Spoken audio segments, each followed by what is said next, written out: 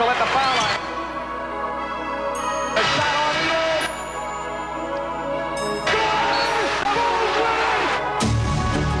the 3 years have passed, and the words still echo.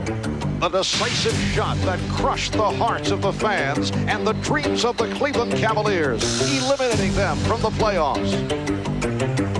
Now they meet again, and for Craig Ehlo, a chance for redemption. But in Game 1, it was Michael Jordan again, leaving the Clevelanders stunned and bewildered.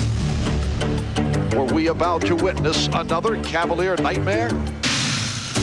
Redemption came in Game 2 as Craig Ehlo went right at Michael Jordan, at times handcuffing the three-time MVP, taking the air out of the defending world champions. Now the pressure to win is on Michael Jordan. And though the nightmare of these shots still haunts the Cleveland faithful, a win today over Jordan moves the Cavs one step closer to their ultimate dream.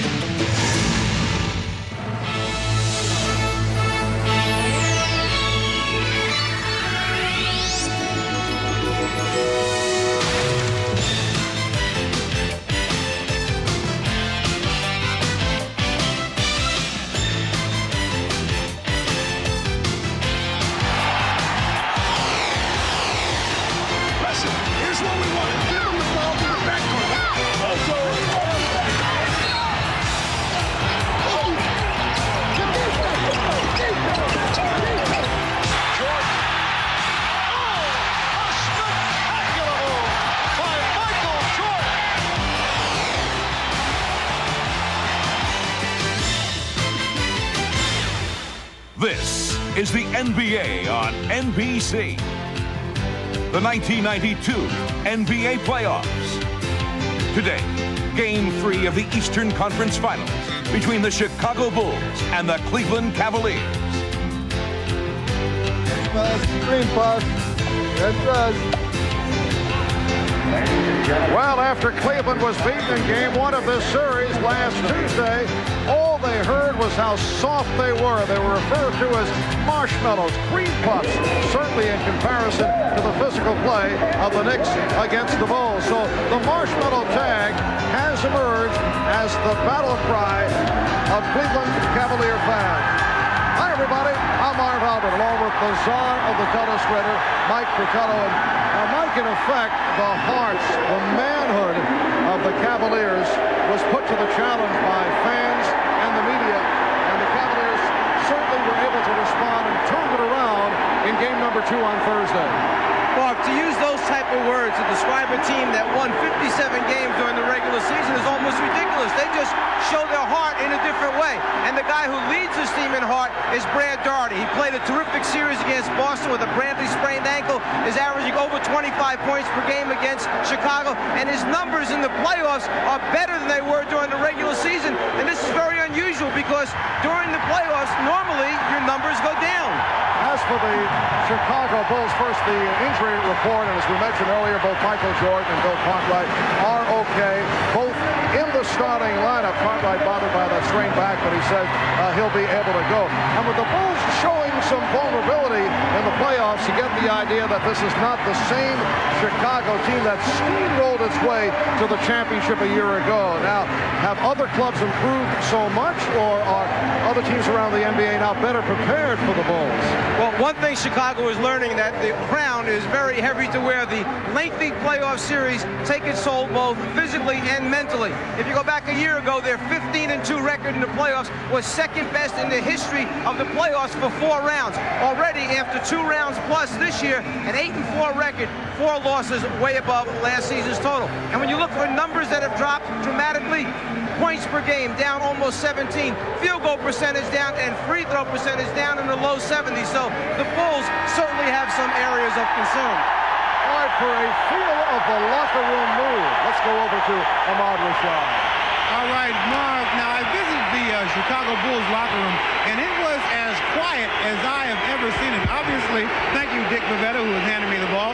It was as quiet as I'd ever seen it. Obviously, the players were a little bit embarrassed by by their play the other night.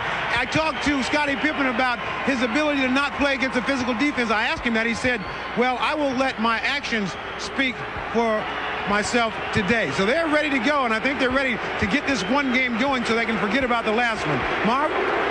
All right, Ahmad, and this crowd is certainly ready. It is one of the loudest in the NBA. When we come back, Game 3 of the best of 7.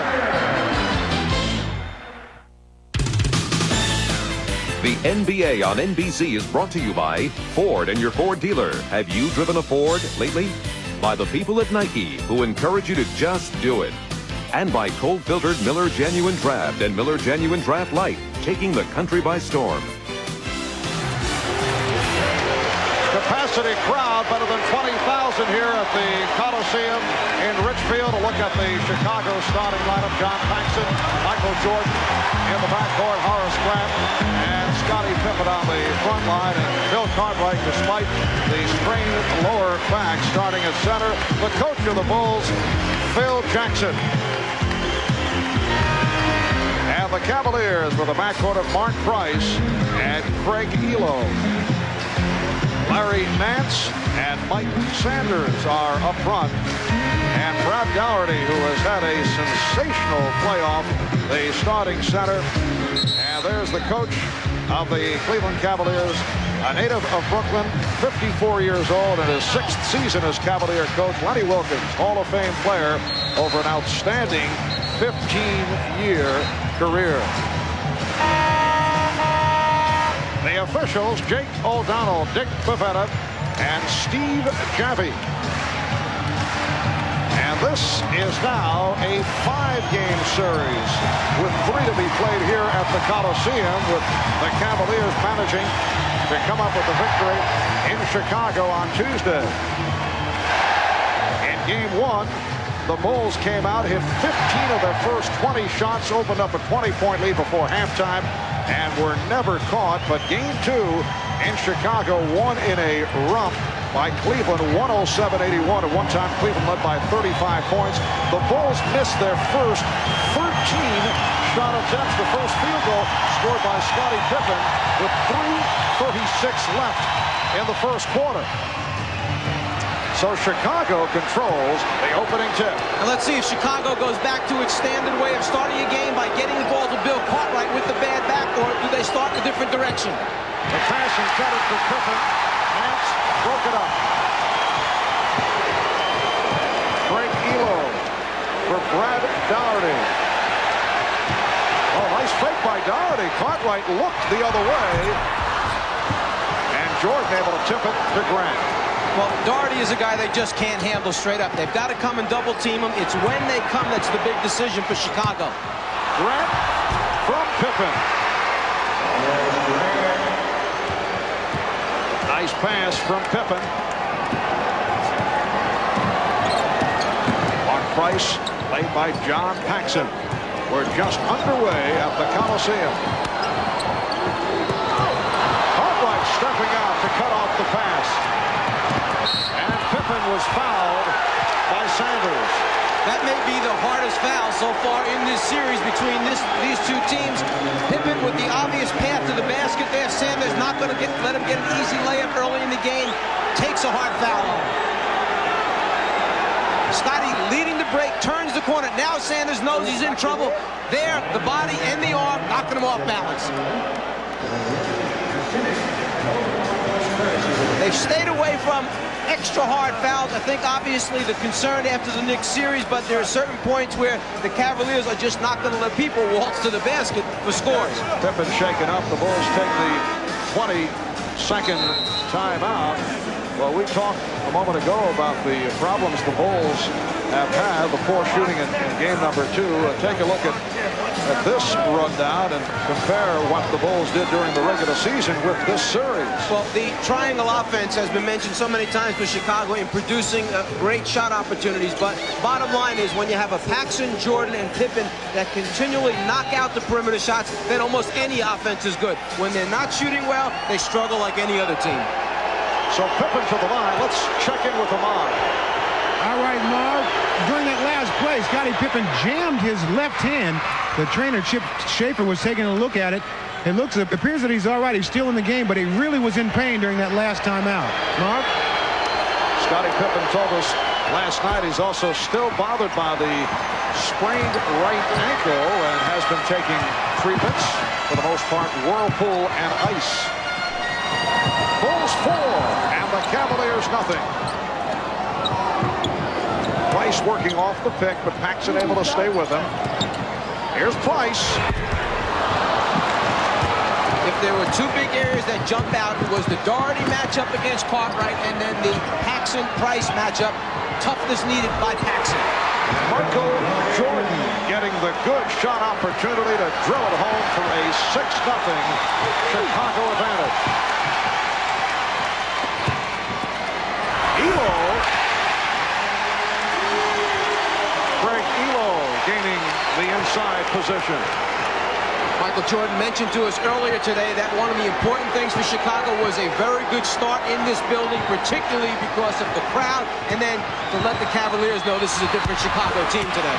Jordan to the board and extends to an 8-2 Chicago lead.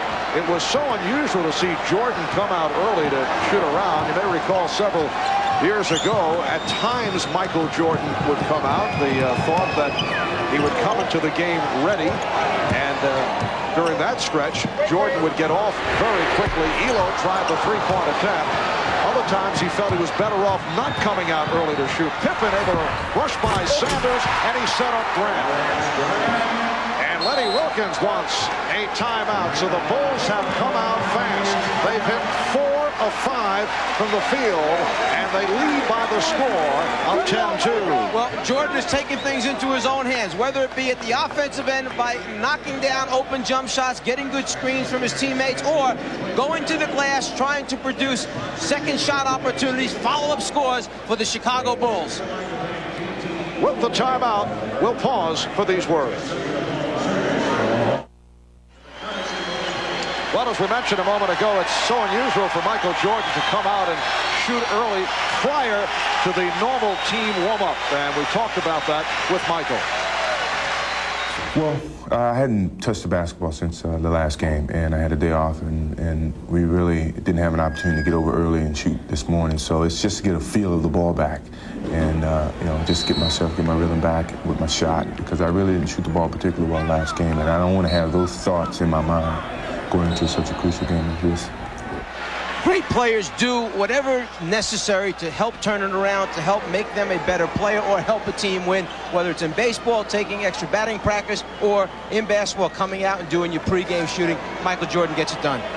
And Michael, bothered by the sore throat and the flu, sent home from Thursday morning shoot-around, did play in the game on Thursday, missed 9 of his first 10 shots and went 7 of 22 from the field. Already we see Chicago taking its defense, extending it, trying to use up more time on the 24-second clock, perhaps trying to wear down Mark Price a little bit and bringing the ball up versus pressure. The Bulls off to the 10-2 lead.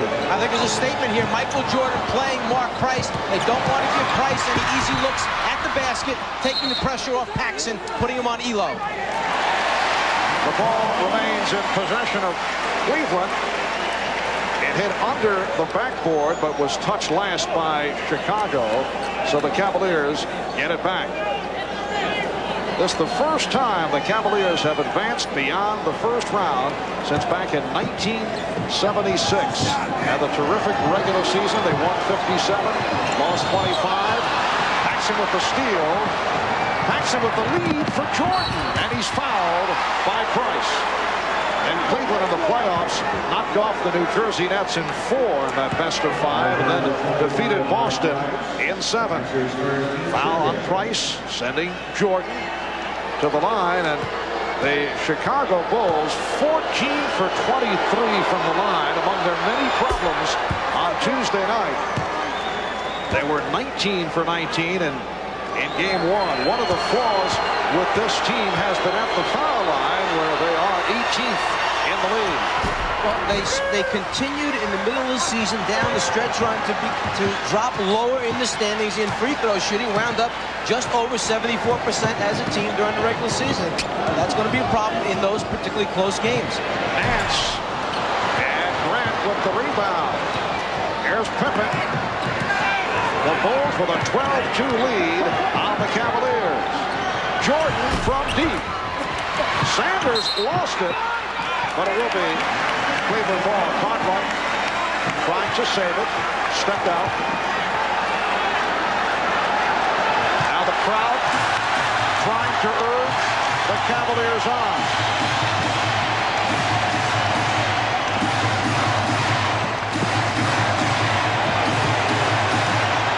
Doherty. Cavaliers have hit 1 of 6 from the field. Here's Elo. It counts, according to Elo, but Jake O'Donnell says no. It is a foul against Chicago, but the Cavaliers do not get the call on the continuation. Cartwright picks up the personal. And Jake O'Donnell saying that the foul took place way before Craig Elo was in the act of shooting. Therefore, you can't count the basket. You give him the ball out of bounds on the side. It began at the start of the drive as Cartwright flipped it. Elo for 3.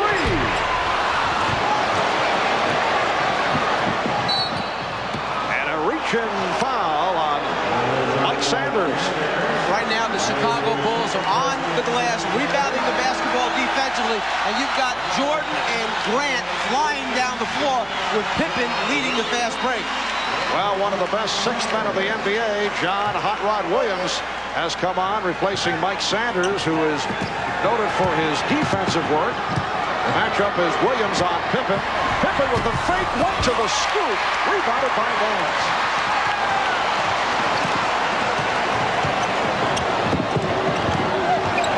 Here's Price.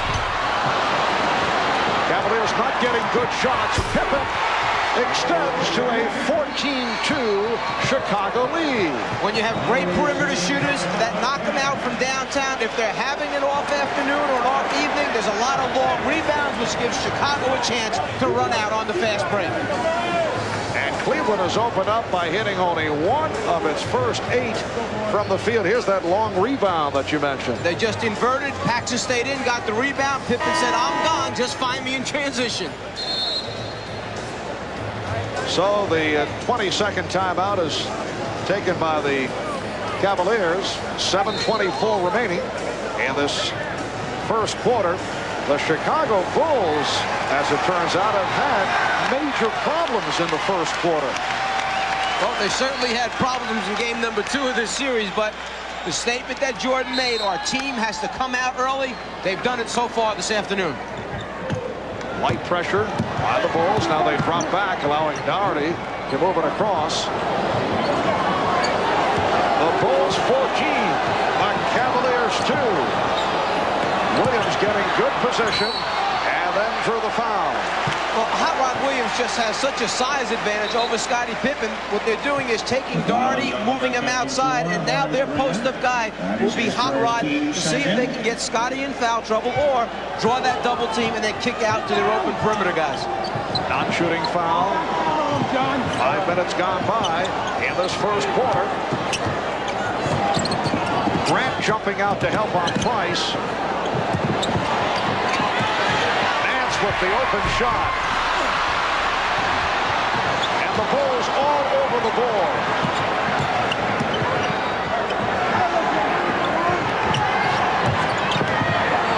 There's Paxson for 3. The Bulls 17 and the Cavaliers 2. This is not to say that Cleveland's not ready to play this afternoon, but the Bulls have taken their game and elevated it early to a different level. They are way above the rim rebounding. They're out in transition, filling the lanes. There's great movement quickness in the Bulls this afternoon. Doherty for Williams, and he's fouled. Pippen got him from behind. The Bulls continue to effectively double and triple up on Brad Doherty. So Hot Rod Williams to the free throw line.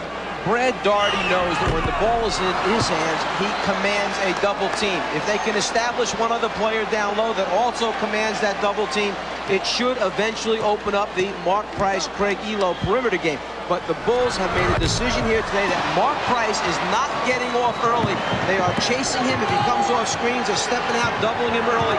They want him to have a real tough afternoon.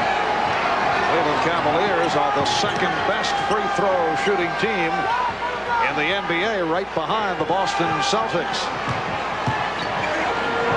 Here's Paxson. The Bulls 19 and the Cavaliers 2. So while Cleveland has hit only 1 of 9 from the field, the Bulls 7 for 10. A long time between field goals for the Cleveland Cavaliers.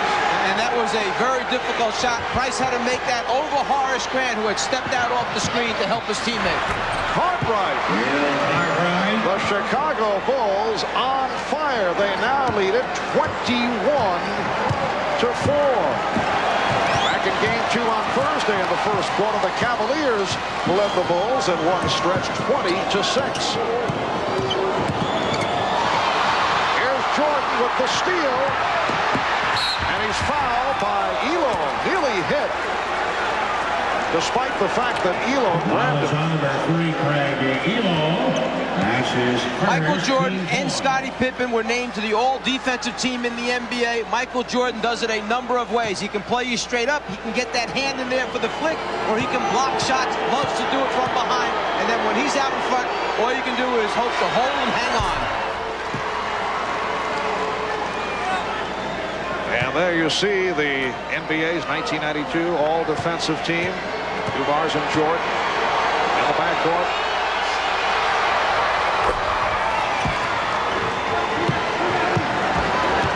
The Bulls 23 and the Cavaliers 4. Just under 5 minutes to go. In this first quarter, it has been all Chicago. Daugherty getting inside.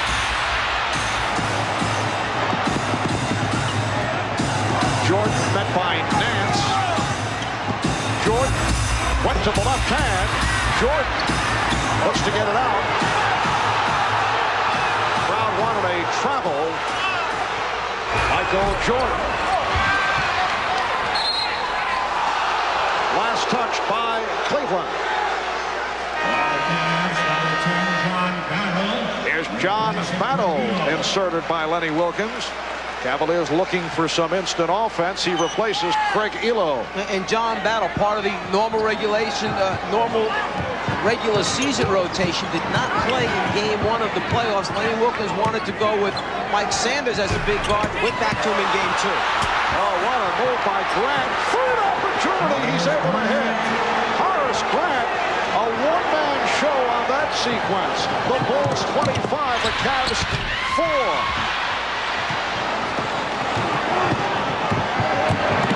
Pippen accelerates, and he was fouled. Now we've reached a situation where the Cavaliers are getting some decent shots, but not able to hit. And getting the extra effort, not from just Michael Jordan or Scottie Pippen. You can see each one of the starters for the Chicago Bulls determined to come out here early this afternoon and take control of this basketball game. And it's obvious by the score that they are in sync, on top of their game. Foul committed by Hot Rod Williams. Scottie Pippen off to a very nice start. 4 points, 3 assists, 3 rebounds. He's 2 of 3 from the foul line.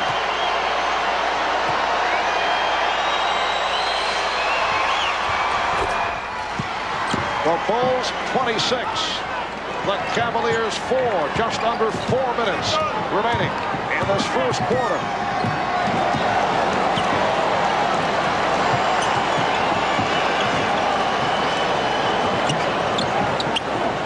Being played by Jordan. Paxson hit the floor. And the foul is called on Chicago. Away from the ball. It's on Pippen, his second.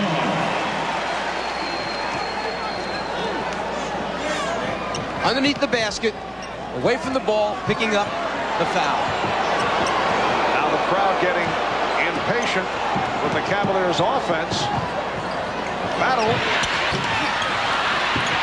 Nance had it knocked away, and it touched the top of the backboard. Last contact made by Jordan, so the Cavaliers get a new 24. And the concern has to be, how do we make up 22 points quickly when we're down this much in the first quarter? Well, it starts with defensive stops for Cleveland, and then you must get on the glass and defensive rebound and get some transition scores. Being out-rebounded 14-2 at this point in the basketball game. Chicago dominating the glass. Cavaliers 2 of 13 from the field. Cliff Levingston has checked in for the first time, and Price hits the three. Mark Price from downtown. The Bulls lead 26-7.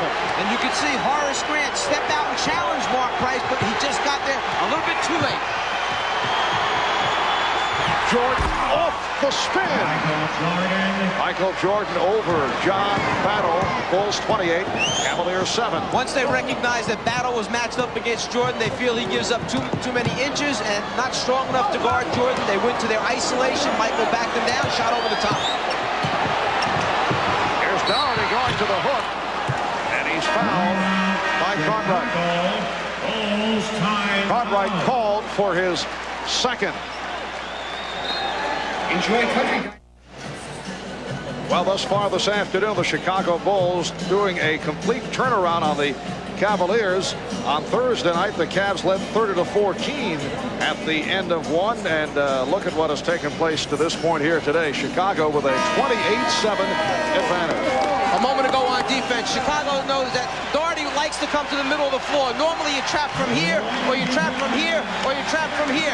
But taking a page out of last year's book, they've gone back to their old defense. They're going to try and make him turn baseline and put him in a double team, a la what they did to Magic Johnson a year ago. Trapping from the baseline for Chicago. Standing ovation from this capacity crowd, 20,000 plus, trying to get the home team back into it. Mike, I know you were curious. As you look at the scoreboard, you see the Cavaliers with only 7 points, the fewest points in the first quarter of an NBA playoff game. 8 by Utah against the LA Lakers, May 8th, 1988. Mr. Stats, Elliot Cal, checking the record books in feverish fashion. So that will stand as the Cavaliers now have 9 points. And now Cleveland extending their defense, trying to keep the ball out of John Paxson's hands, make somebody else bring it up.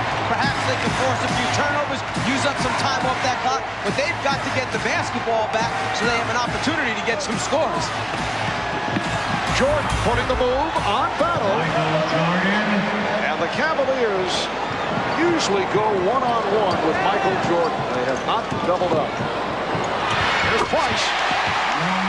That's his third field goal. He has 7. A little bit of what you would call a hurry-up offense that time. In transition after the Chicago score, just set a screen for Price in transition and let him try and get a shot.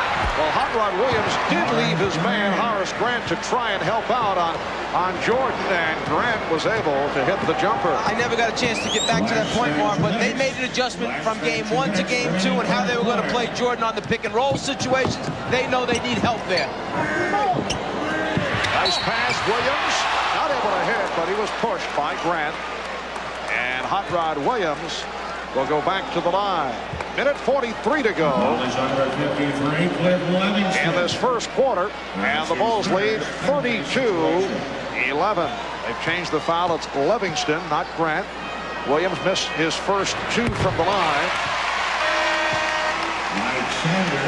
And here's Mike Sanders replacing Larry Nance, who was very quiet in this first quarter. Mark, for Cleveland in game number 1, when they struggled against Chicago, Brad Daugherty was limited to only 13 field goal attempts. In game 2, when they dominated Chicago, Daugherty was the focal point. They need to get the ball into his hands. So far, only 3 shot attempts this game. Michael Jordan has 14, so he has come out in furious fashion in this opening quarter. Price blocked by Paxson. John Paxson collecting his first. And this looks very similar to what Michael Jordan did in game number 7 against New York. Made a decision to come out, lead his team by example, dominate the first quarter of play. He's taken over. Michael Jordan, 5 out of 8 from the field, 4 for 4 from the line for his 14 points. Mark Price, the #1 free throw shooter in the NBA.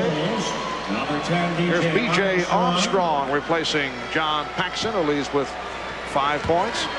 Mark Price was just under 95% at the line. Second best in NBA history, next to Calvin Murphy's 95.8 back in the 1980-81 season. Jordan. And kept alive by Armstrong. The Bulls have been on almost every loose ball here in the first quarter. Well, coming into this game, a 37-24 advantage for Chicago on the offensive glass. Part of the reason because Cleveland is such a good shot blocking team, they're not able to box out as well.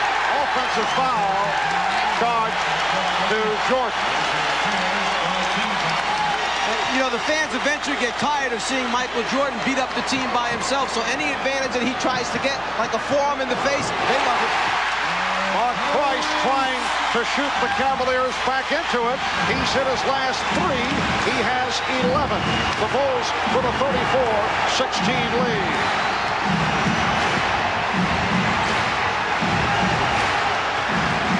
Cartwright set the pick. Cartwright open. Price checks the clock. Down to 20 seconds remaining in the first quarter. Game number 2 ended. The end of the first quarter with Cleveland up 30-14. Here we are now. Tables turned a little bit, 34-16. As the clock runs down, 34-18. Final seconds of the quarter. Jordan for 3. Yes! Michael Jordan concluding the first quarter by hitting the three-pointer after 1 here at the Coliseum. The Bulls 37 and the Cavaliers 18. Michael Jordan finishing with 17 points for this first quarter as Michael was able to line drive it home right on target.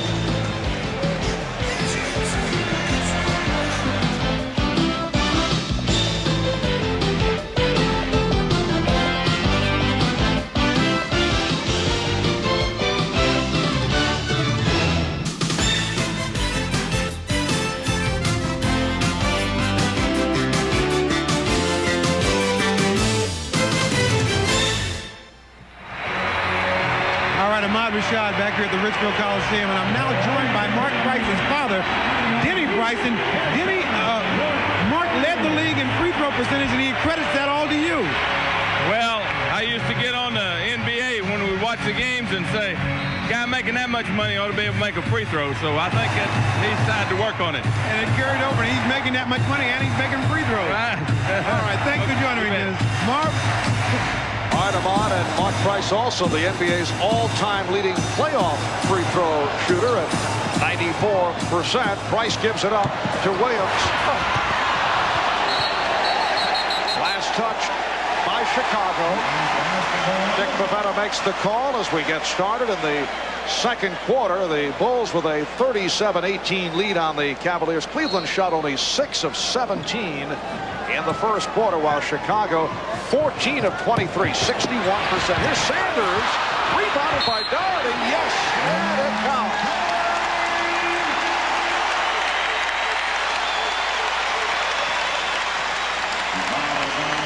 Well, if they can just get the big guy going, it might be one of the big reasons this game turns around a little bit in Cleveland's favor. Offensive rebounds, layups, free throws, whatever it takes to get them off.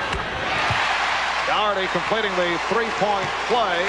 Bulls now with a 37-21 lead. Cavaliers went 2 of their first 13 from the floor and then hit their last 4 to close out the first quarter. Beautiful pass. That won't count. The pass was a gorgeous one from Pippen. Jordan not able to hit, and then offensive interference was called. Dick Pavetta saying that the basketball was in the cylinder when it was touched, therefore he takes the basket away. In the first quarter, Chicago out-rebounded Cleveland, an astounding 16-3. Doherty drawing the double team, and his pass picked off. Foul committed by Price. And again, that time because Doherty saw the double team coming along the baseline. But a moment ago, when the shot went up on the rim and Cartwright fouled, if it's in the cylinder when he touches it, it's no good. That time, Pavetta felt that the bounce was up and down, even with the iron, took the basket away. And Bill Cartwright able to hang in. He's gone all the way. Starting the game, he was a question mark because of a strained lower back. Played only 6 minutes in Game 2 on Thursday night. Pippen with the open shot. Nice ball movement by the Bulls, and they lead 39-21. Well, first, Cartwright's still on the floor because they don't want to sit him down and let that back tighten up where he has a problem with it. The double team of Michael Jordan produces an open shot for Scottie Pippen, and the way he makes those perimeter shots, you got to make some tough decisions on whether to play Jordan straight up or not. Brad Doherty now 1 of 5 from the field. Armstrong and Jordan in the backcourt. Cartwright with Pippen and Grant up front. Pippen, yes. Scottie Pippen with 9. Bulls 41 and the Cavaliers 21. Well, 2 possessions ago, Pippen knocks it out from the right corner. They come right back and run a play for him to get a 15-foot jumper, and he knocks the next one down. B.J. Armstrong called for the foul. Here's Craig Elo returning. And a timeout being taken. The rookie Terrell Brandon about to check in, led by Michael Jordan, who has 17. The Bulls lead by 20. The NBA on NBC is brought to you by Jeep and Eagle, a division of the Chrysler Corporation, proud sponsor of the 1992 U.S. Olympic team. By Castrol, engineered for today's smaller cars. And by Schick Tracer, it traces every curve on your face.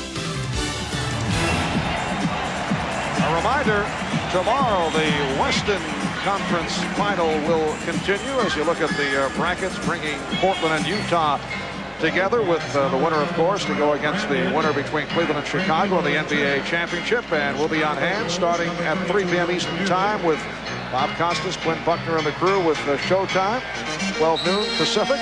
The Jazz with a rally to beat the Blazers last night, 97-89, to make it a 2-1 lead on the best of 7 for Portland. How about Karl Malone? 39 points to lead the way. But a big 18-point turnaround for the Jazz. Down by 10, turn it around, and wind up winning by 8. Craig Elo with his second bucket. It's the Bulls 41 and the Cavaliers 23 with 2:20 gone by in the second. Marv Albert with the czar of the telespreader, Mike Fratello, along with Ahmad Rashad from the Coliseum in Richfield. Good defensive sequence by the Cavaliers. Doherty reaching over and knocked it out of bounds. Because Chicago has so many active bodies, it's difficult right now for Cleveland to get a clean defensive rebound and start some type of transition game. But the objective here is, with over 9 minutes remaining, chip away, get this thing down by halftime to a manageable score, and then regroup in the second half. Larry Nance is back. Brad Doherty got off to the slow start, sitting down. Will Perdue has checked in for the first time. Jordan. And rebounded by Brandon. Well, Brandon, the rookie from Oregon, has played well during the playoffs. Crowd wanted Elo to take the shot. Here's Sanders for Williams. And he'll go to the line. Just a little bit of willingness to share the basketball and make the extra pass will produce high percentage shot. Sanders had Jordan posted up down low, was calling for the basketball, thought he could pick up a quick foul. Jordan knew he was in danger, went for the steal, missed. A good rotation comes over, but then the next pass produces the free throw opportunities for Hot Rod. And Hot Rod is now 1 of 5 from the line. He's a 74% free throw shooter. The battle fatigue warned yesterday after practice by Hot Rod. We were wondering if this was trying to create a certain attitude for this afternoon's game within the locker room.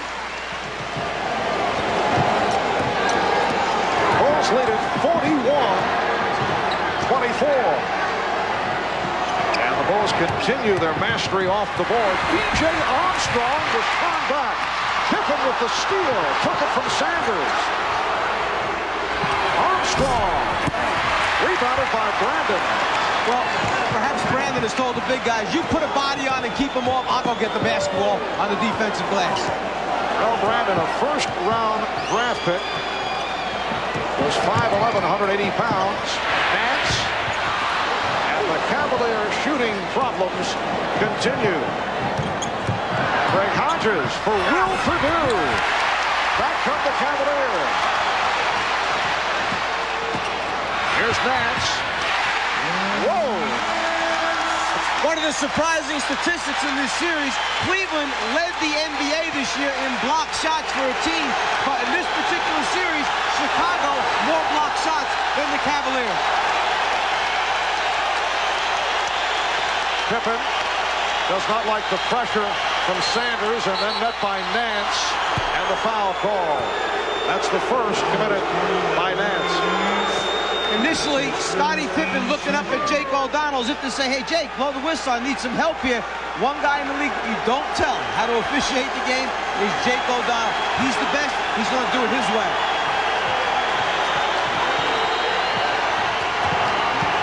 Grant with the pass for Pippen broken up by Sanders. Sanders just getting that hand in there in time to reduce the swipe. Mike Sanders, waved by the Indiana Pacers back in November, was spending most of his time.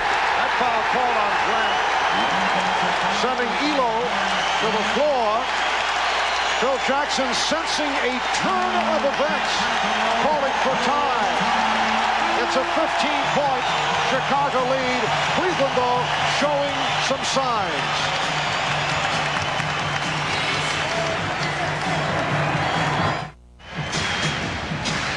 Well, Thursday night in Chicago in Game 2, the Bulls were clobbered by the Cavaliers 107-81, raising many eyebrows around the country. We talked about it with Scottie Pippen.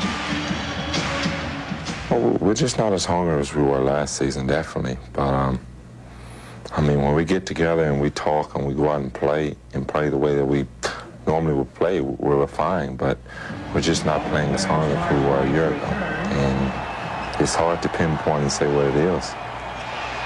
I think it takes a champion and a championship team to recognize when they're not playing it with the same level of intensity, and then they go about correcting it as they've done so far this afternoon. Obvious miscommunication between the Cavaliers, upset with themselves and wasting a possession. Scott Williams has come on for the first time for Chicago. Pippen with the spin on Sanders, and it's picked off. He tried to hit Williams, who was breaking for the basket. Well, with this group on the floor for Chicago, as Brandon pulls up and takes an ill-advised jump shot, with this group, this is the opportunity for Cleveland to cut into that 15-point lead and make up some ground while Chicago is resting the majority of their starters. Yes, the only starter on the floor is Pippen. Michael Jordan sitting down, getting the rest. Shot clock at 5. Pippen. Scottie Pippen with the bucket, and he was fouled. And that's exactly the reason why Phil Jackson always leaves either Scottie Pippen or Michael Jordan on the floor when he goes to his bench. He expects one of these two people to be the leaders, lead by example.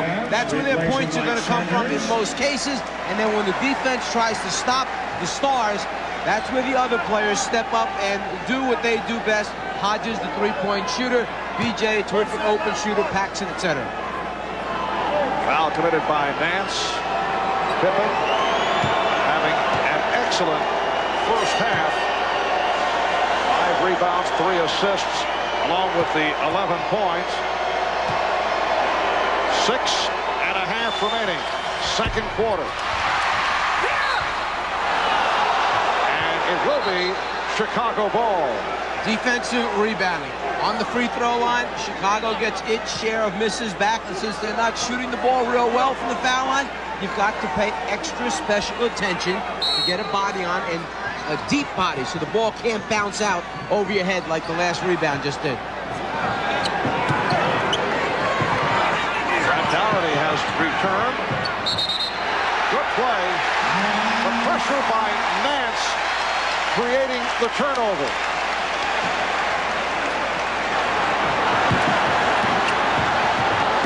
Mark Price setting up Larry Nance.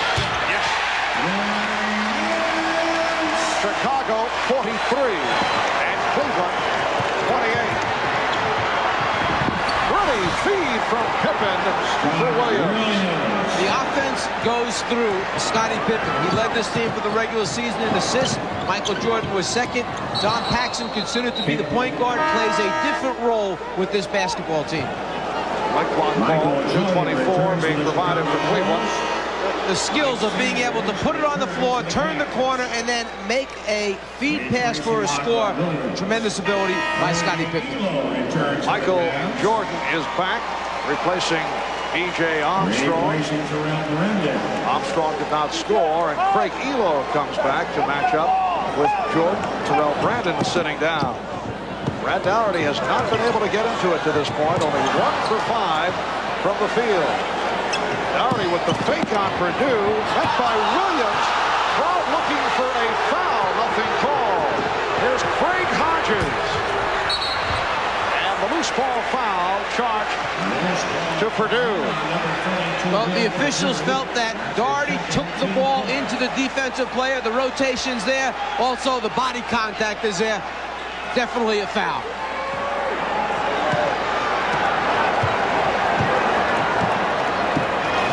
5.5 remaining in this first half. Chicago with the blistering start. Nance with his third field goal. He's hit his last 3. And the Cavaliers now have cut it to a 15-point lead. Chicago has led by as many as 23. They were up by the score of 34-11. Pippen lost it. Here's Daugherty. Oh, a facial for Brad Daugherty, showing his quickness.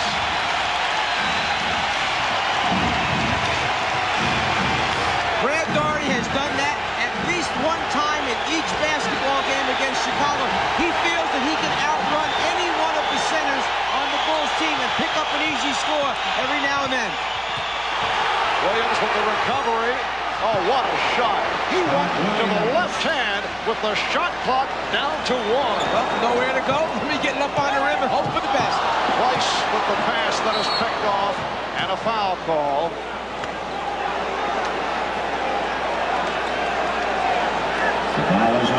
Foul on Sanders, his third. Daugherty runs the floor as well as any big man in the league. Loves to finish at the end with the dunk, and whether it's Cartwright, Will Purdue, King, he feels that he can get down there, and if Mark Price, with that great outside range, just pulls up and looks at the front of the rim, the defense has to extend out to him. It opens up that lane for Daugherty. And Brad Daugherty with a 28.9 rebound game Thursday in Chicago.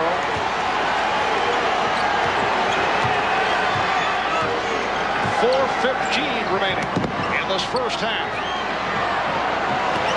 Jordan with the head fakes. Elo gets help from Williams. Jordan finding Purdue. Will Purdue able to convert off the good pass from Michael Jordan. And there's the complete game of Michael Jordan. A blind double team comes, he feels it, he elevates, and then finds an open teammate. Price finding Williams. Hot Rod Williams missing another layup.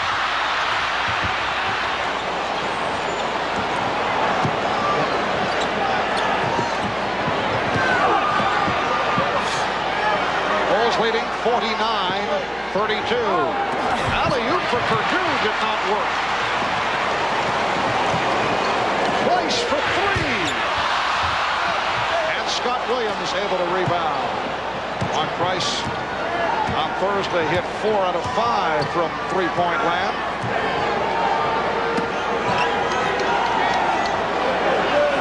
Jordan and Hodges now in the backcourt. Pippen, Purdue, and Williams up front. Daugherty with the box out. Nance for Williams. Stopped and tied up. Hot Rod Williams tied up by Scott Williams. And a timeout taken by the Cavaliers. Chicago by 17. This, as you can plainly see, is Bob Costas in New York. Coming up on the Prudential Halftime Report, we'll preview tomorrow's Game 4 in the Western Conference Finals between Portland and Utah. And we'll visit with a pair of All-Stars from the Jazz, John Stockton and Karl Malone. Also, Quinn Buckner will offer his thoughts on the first half of this one between the Bulls and the Cavs. Right now, back to Richfield, Marv Albert and Mike Fratello. Marvelous. All right, Bob, Chicago with a 17-point advantage on Cleveland with just under 3 minutes to go in the second quarter. A few moments ago, to show the great court awareness of Michael Jordan, he draws 3 defensive players from the other team, but Will Perdue finds the open spot, and then only Jordan has the ability against 3 to know where his teammates are and make the right pass. And we resume with a jump ball. Scott Williams with the block on John Hot Rod Williams. Controlled by Doherty. Price and Elo in the backcourt. Doherty up front, along with Nance and Williams. Hodges guarding Price. Rebounded by Scott Williams, who has come on and done an excellent job off the board. Well, he's a factor on the glass. He's a factor at the defensive end by challenging and blocking shots, and then that's that big, wide body of his setting screens to open up the scorers for Chicago. Scott Williams, in his second year from North Carolina, signed last season as a free agent. Here's Paxson, who just returned. John Paxson with his 3rd field goal. He has 7. The Bulls 51, the Cavaliers 32. I think most point guards would like to have the job of just kind of float to an open spot, and eventually some guy named Jordan's going to throw you the ball, and you got about 8 seconds to set up and shoot it. Will Perdue is called for the foul. John Williams back to the line. That's 3 on Perdue. If Cleveland continues to draw double teams and will make the pass and then take it strong to the glass, they'll have opportunities to pick up points with the clock stopped. And that's most important for them as they try and close the deficit before the half. Phil Jackson about to insert Stacey King, who was in and out of the lineup against the Knicks in the previous series because of a bout with the flu. So rather than go back to Bill Cartwright, who started despite the strained back, and as you mentioned earlier, you don't want to bring him off the bench and then have to replace him in and out where that back can stiffen up. He goes to Stacey King for Perdue after Perdue picked up his 3rd. Bulls lead 51-34. Chicago opened up a 19-2 lead at the start. Here's Jordan with the step. Rebound Jordan. And he is fouled. The Cavaliers went some 4.5 minutes in the first quarter without a field goal as they had their shooting problems early. They spread the floor, let Jordan take Elo one-on-one. It's basically a 1-4 offense, and Michael Jordan's eyes light up when he sees that spread open court, knowing that Elo just does not have the foot speed quickness to guard him in a one-on-one situation. Elo was called for his 2nd foul. That's the first point of the second quarter for Jordan, who sent out a good portion. He had 17 in the first quarter. Michael Jordan presented with his 3rd Most Valuable Player award earlier this week. Only the 7th player in NBA history to be named MVP for 3 years or more. Chicago going with some light pressure. 1:40 remaining in this first half.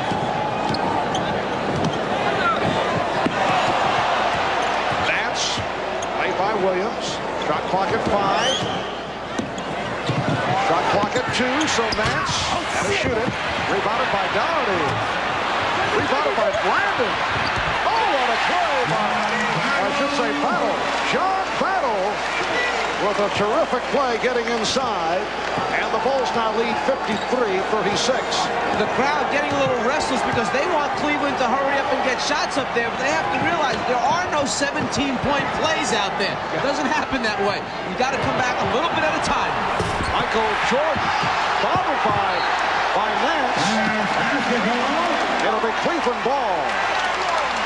Bulls thought there should have been a foul.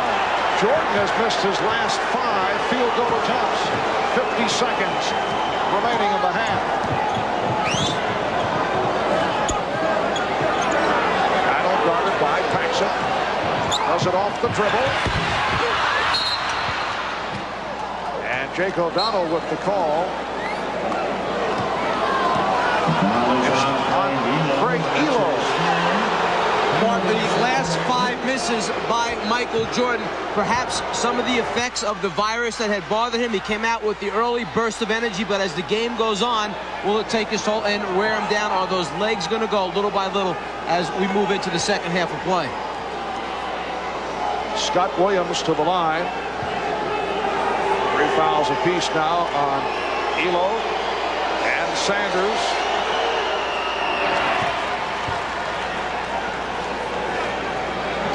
Williams only a 64% free throw shooter during the regular season.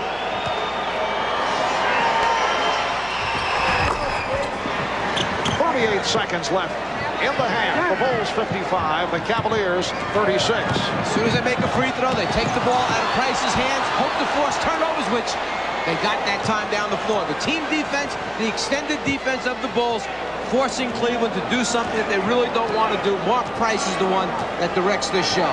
Greg Hodges came up with that steal, and the Bulls playing the clock. 6 on the 24. Jordan able to whip by Ehlo. Same thing. Spread offense, 1-4. Put Jordan in the middle against Ehlo, and that's a nightmare if you're the defender, having to play him one-on-one out there. And now Ehlo draws the foul. He's blocked by Williams with 6 seconds remaining in the half.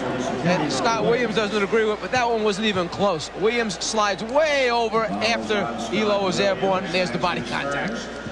Ehlo at the line. Ehlo only a 70% free throw shooter.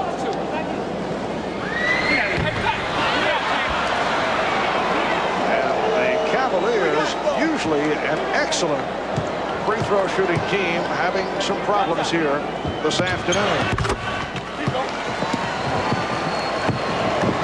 Final seconds of the half. And Jordan had it knocked away. So halftime at the Coliseum in Richfield in Game 3 of this best of 7 Eastern Conference Final. Michael Jordan leading the way, 7 for 15, 21 points. And the Bulls lead by 20. Chicago 57 and Cleveland 37. Mark Price leading the Cavs with 11. Brad Daugherty with only 7. Coming up, Bob Costas with the Prudential halftime report.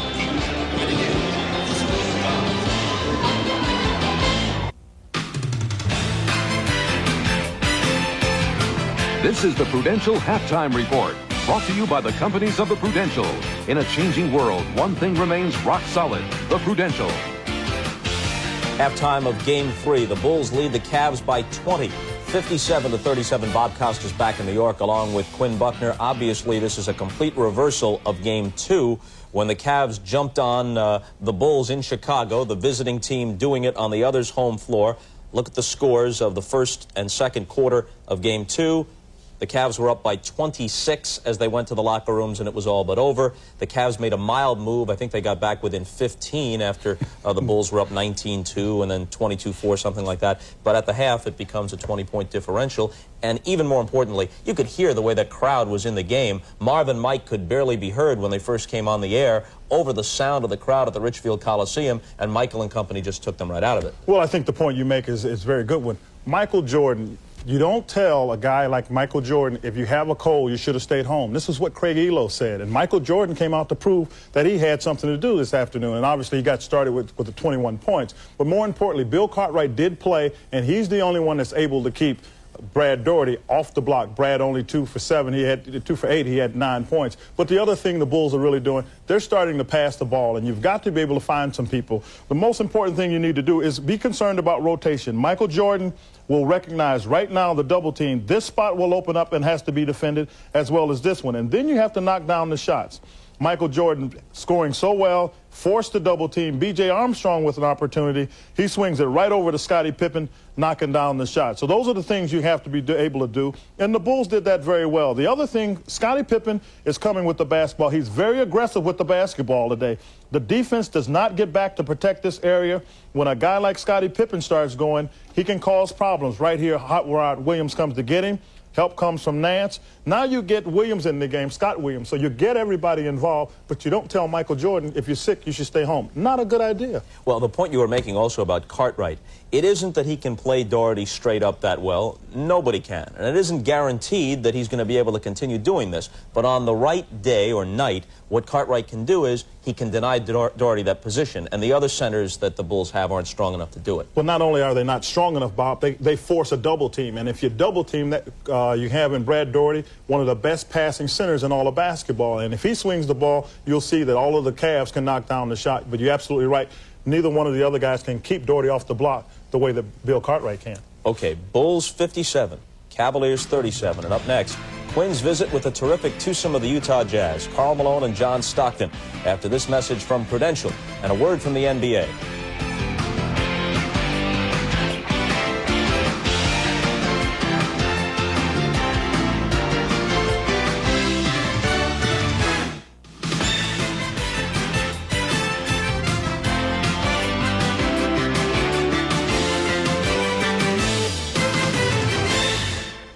Okay, tomorrow in Utah, Game 4 in the Western Conference Finals between the Trailblazers and the Jazz. Portland leads it 2-1. The big reason why Utah has made it to the conference finals for the first time is the play of Karl Malone and John Stockton, and Quinn Buckner visited with them earlier this week.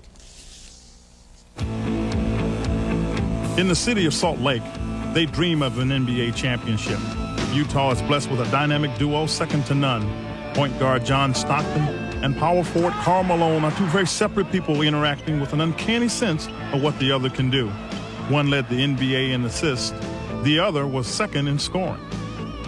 You and John Stockton are as good as anybody in the league. What makes you guys click? Do you have some sixth sense about where you're going to be, how you're going to get the ball? We don't do a lot of talking during the game, saying, hey, I'm going to be here, I'm going to be there. And we just go out and play. And it's me trusting him and he's trusting me. And sometimes we make mistakes, but then sometimes we make it happen, and it look really great. Stock left to right. Karl rolls in. They go to the mailman. And we're done. He's a tremendous player down that block and running the floor. He makes himself so available. Making the pass oftentimes is very easy. Plus, he's got tremendous hands. He can catch anything you throw anywhere near him. Great pass. Laying up and in. The mailman. Probably if you was picking a team, just Sandlot basketball, if you would probably overlook him if you didn't know who he was, because he couldn't play.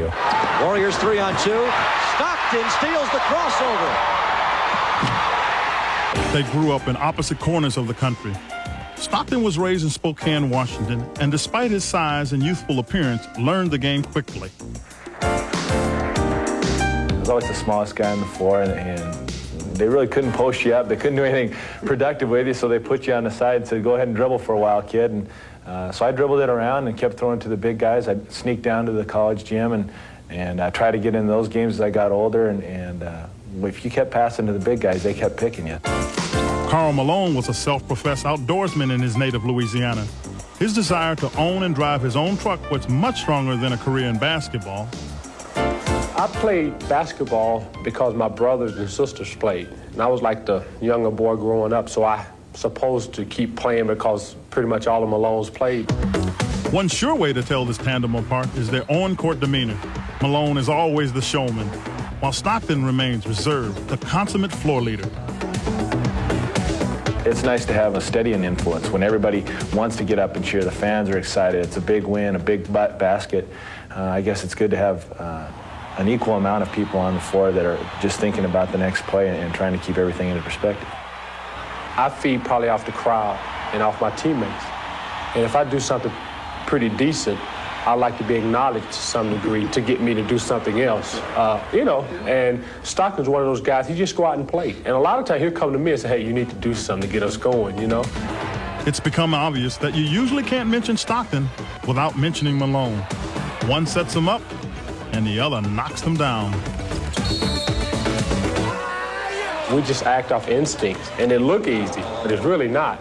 I don't think we go out there with the idea that, hey, we're probably one of the top 1-2 punches in the league, and I don't know if that's good or bad, but if it ain't broke, don't fix it. What about the matchups in this series with the Trailblazers, of course, up 2-1 in Game 4 set for tomorrow afternoon?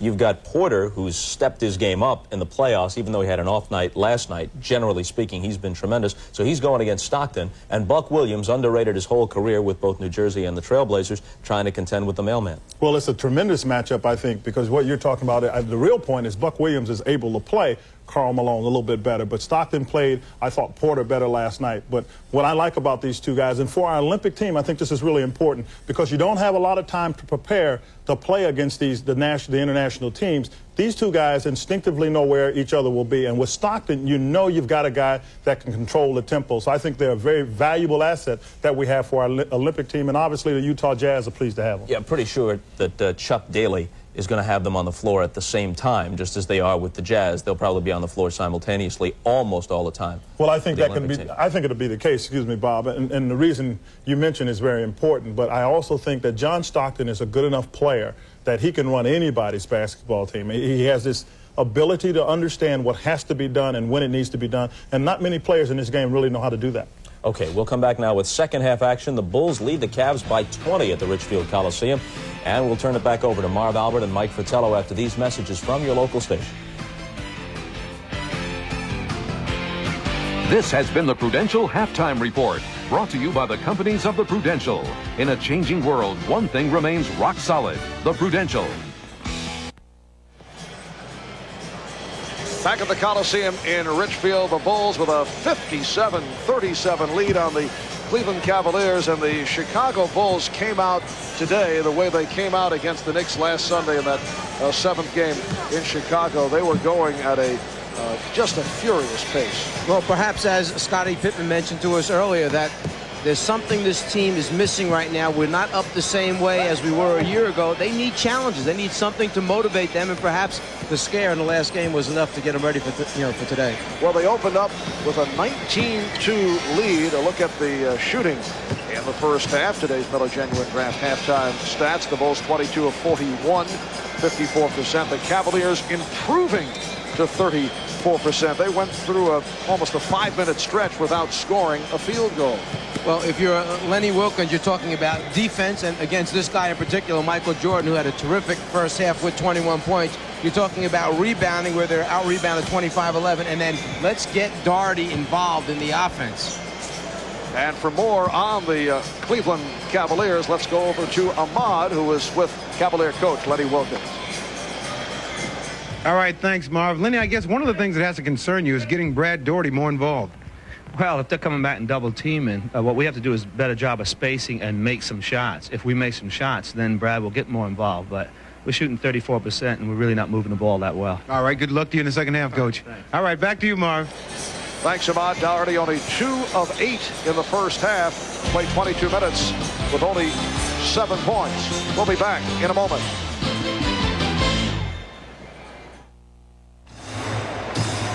Cleveland with only 18 points in the first quarter, only 19 in the second, down by 20 as we head to the second half. Michael Jordan with 21. He had 17 in the first quarter. Scottie Pippen with an outstanding all-around game, 11 points for Pippen. Mark Price with 11 to lead the Cavaliers.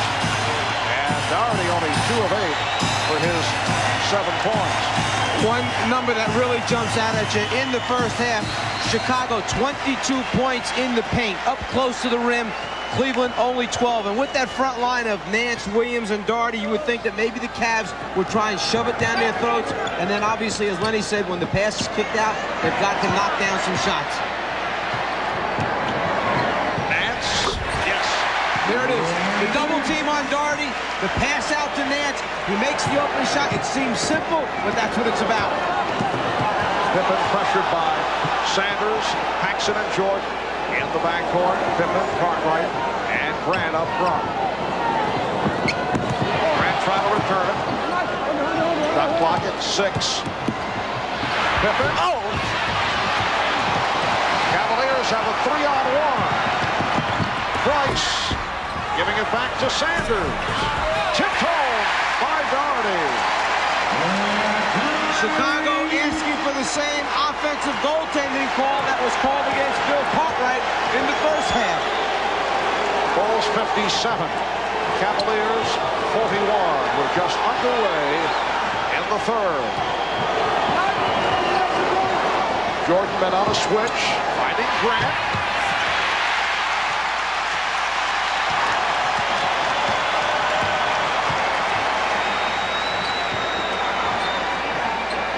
Right fronting Doherty.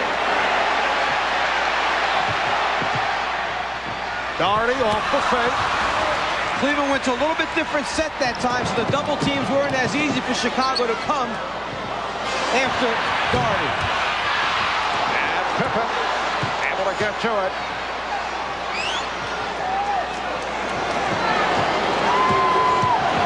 Michael Jordan. Able to get back.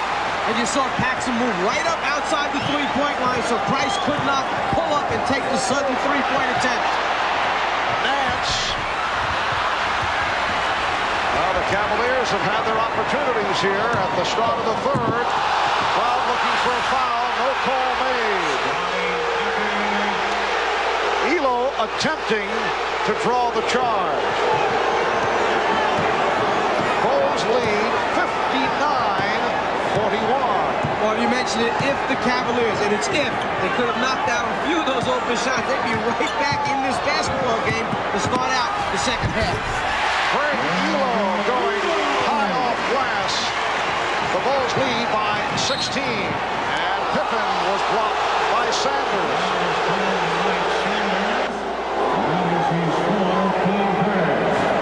Scottie Pippen out in the right lane, and then with the ability to put it down, Elo waiting for him. The crowd felt that he was there in plenty of time. They wanted the offensive foul call, and that's why the reaction on the next play, which is just a small hand check, in their opinion. Michael Jordan with a spectacular move, and he's complaining because he thought he was fouled. Jordan had to go into his third option with that drive. That's why he was hanging his third option. Chicago leads by 18 points. Again, the single coverage. Now here comes Grant over to help. Elo for three. Yes. Greg Elo, an excellent three-point shooter, scoring on his first from three-point land today. Elo shot over 41% for the three-point line during the regular season. Dick Pavetta with the call against the Cavaliers. It's on Sanders. That is his fifth.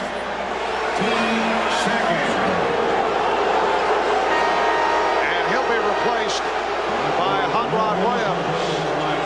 Lenny Wilkins likes Mike Sanders on the floor for his defensive play. I mentioned earlier he was waived by the Pacers back in November, was spending most of his time playing pickup ball at a health club in Indianapolis. Another foul called on Cleveland.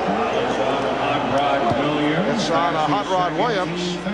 Mike Sanders, a one-time Cleveland Cavalier. This is his second go-around with the club in his 10th season out of UCLA. Service with San Antonio, Phoenix, Cleveland, Indiana, now back to Cleveland. So what hurts as a head coach, you go in at halftime and you talk to your team about getting pounded on the glass 25-11 like Cleveland did. So your team responds. They come out in the second half. They really go after it. They start cracking some bodies, and then you get a couple whistles that put guys on the bench. Bulls lead it 62-46. 4 minutes gone by in the third. Try to shake off Pippen. Rebound Williams. And Grant able to get to it. Pippen run into by Nance. That's 3 on Larry Nance. That time the key was the defensive effort, the second and third jump, secure the basketball, and then the quick outlet pass, which got Pippen and Jordan out on the fast break for Chicago. Like you mentioned, cracking bodies, things getting a little bit more physical here in the third quarter, not to the extent of a Knick or Detroit. As Jordan able to beat Elo off the spin. Michael Jordan has 25 points. Well, when all the things take place, like the marshmallow statements, etc., and then suddenly you find yourself down 20 at the half and 18 now here into the third quarter, you're going to bring up your emotional level because you know you're going to hear it again. Michael Jordan, when you catch him down low along the baseline, he has the ability to create and make something happen, and then obviously the ability to put it in the basket. If you give him baseline, you're asking for a headache.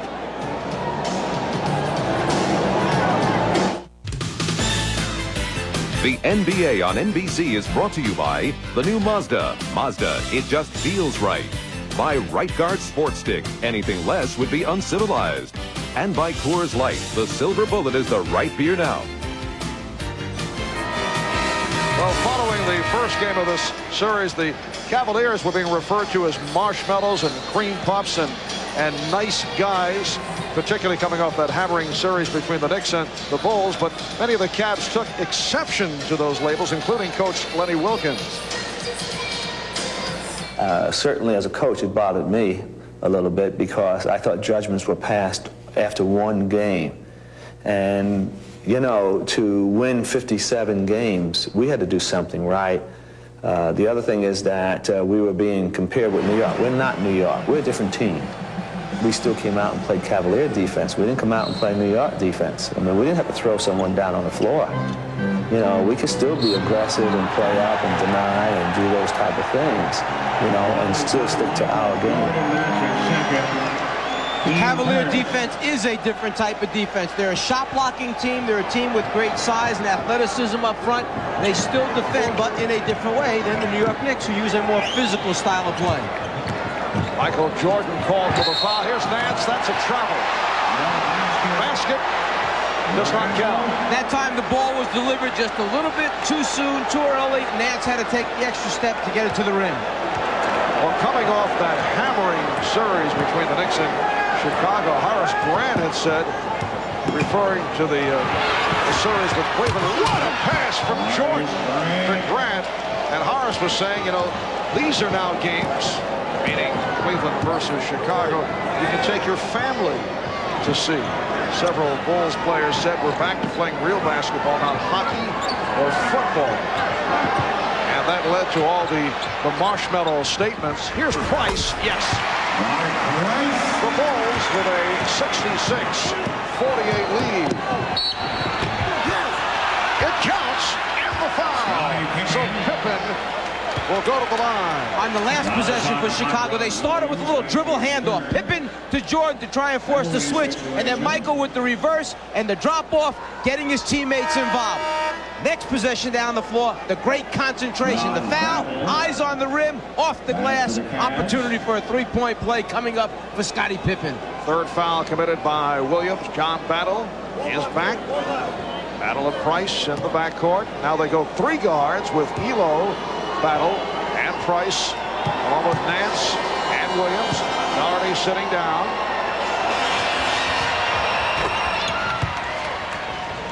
A 21-point lead for Chicago. Pippen has 16 points. Jordan, the high man, with 25. Price leading Cleveland with 13. Make it 16 as he hits the three. For Mark Price, that is his second three-point shot. Bulls 69, the Cavaliers 51. Halfway through the third. Marv Albert, Mike Fratello, Ahmad Rashad from the Coliseum in Richfield. And Michael Jordan continues his onslaught. He now has 27. And Jordan gave him that fake as if he was going to his right shoulder because of the size difference. Battle had to respect it so much that then he just made his inside turn. It was all over. Hotspot Williams draws the foul. And after Jordan had knocked out the shot, there's a fan up front taunting Jordan, talking to Battle about stopping Michael, and after he knocks it down, just to let the guy know that he means serious business. He sends a little message over to the front row spectators. We have seen this in recent years of Jordan's career. He gets himself revved by fighting little mini battles along the way, be it Spike Lee in New York, who sits at courtside, and although he is very friendly with Jordan, is a diehard Knick fan, or just a fan along the way. Michael Jordan continues the conversation as the Bulls move to the front court. It's a challenge for him. They say he's the best practice player in the NBA because he just loves the competition. He loves to compete. He loves to win. Scottie Pippen has 18, and the Bulls have a 73-53 lead. 5.5 remaining, third quarter. You might pass that off as a small statement, the best practice player in the NBA, but when your best player is your best practice player, it helps to bring the level of intensity up for all the players in the practices. Elo and Jordan now having some words. They came together after that last basket. Elo with the intercept, and he was fouled by Cartwright. And things suddenly getting a little bit testy here.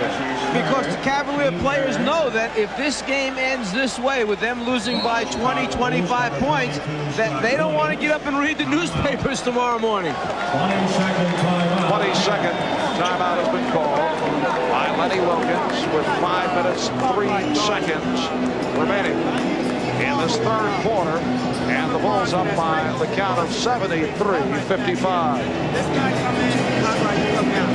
A reminder, tomorrow it'll be Portland and Utah with the Western Conference Final Series resuming here on NBC, starting at 3 o'clock Eastern Time with Showtime. And then Clyde Drexler and his Trailblazers going up against Karl Malone and the Utah Jazz. The Jazz winning last night at the Delta Center in Salt Lake City. So Portland now up 2 games to 1.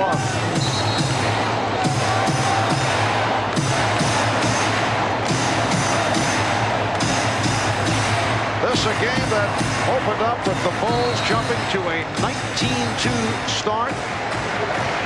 They led by as many as 23 in the first half. Cleveland could not hit a shot. They managed only 2 field goals out of their first 13. They've had a couple of runs, but they are still trailing by the big margin. Here's Williams. Hot Williams has had a very long day. 1 for 6 from the field, 6 for 10 from the foul line. If you're Cleveland right now and you're down 18 points with over 4 minutes remaining in the third quarter, you set mini goals for yourself. You go into your timeout and you say, look, let's get this thing down to a workable number. If we can cut it to 10 to 8 by the end of this quarter, we're in good shape to make a run in the fourth quarter. 5 on the 24. Pippen with the driving hook, rebounded by Elo. The pull-up, yes. 12 points for Craig Elo. The Bulls 73, the Cavaliers 57.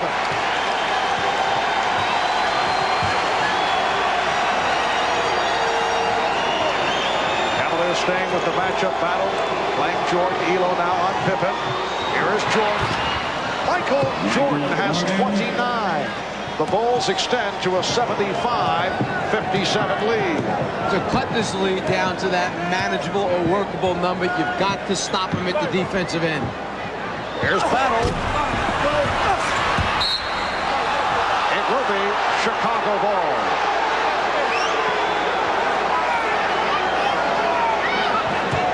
Phil Jackson now has Paxson and Jordan in the backcourt with Pippen, Cartwright, and Williams up front, although, as usual, Pippen will handle the ball quite a bit. Just a little different way to get the isolation created for Michael Jordan. Paxson shooting. John Paxson has had the touch. He's hit on 4 out of 5. He has 9 points. The Bulls started Michael Jordan on the low right side of the floor. The ball started on the left sideline, and then they just sent Cartwright after him on a diagonal screen to get him into the spot down low on ball side. Hot Rod Williams not able to provide the finishing touch throughout the day. Set up on the pick and roll, but could not convert. Jordan, yes, 31 for Jordan. The Bulls 79 and the Cavaliers 57. And that time after Michael knocked that jumper down, he talked to no one other than himself on the way back. Talking to himself about the fact that his shot is back. Jordan called for the foul, and a timeout is taken by Chicago. I'm Ahmad Rashad back at Richfield Coliseum. I'm joined now by Vice President, General Manager Wayne Embry. Now, even though the Cavs are having a tough time right now, you had an excellent season, won 57 games, and one of the major reasons was your acquisition of Mike Sanders. Well, Mike was released by Indiana, and he stayed there most of the season, and we were in search of someone that could come in and play the small forward for us, and when we had an injury to Craig Elo, it gave us an opportunity to bring someone in. Mike was the guy. How do you explain the way this series is going back and forth like this? Well, it's the playoffs, and things aren't looking good for us right now, but there's still time in this game, and it's going to be a long series. All right, Wayne, thanks a lot for joining me. Thank you. All right, Marv. Wayne Embry, Executive Vice President, General Manager of the Cleveland Cavaliers, in his days as a player, in particular with the Boston Celtics, referred to as Wide Wayne. Did not want to get in the way of one of his picks. Michael Jordan on fire.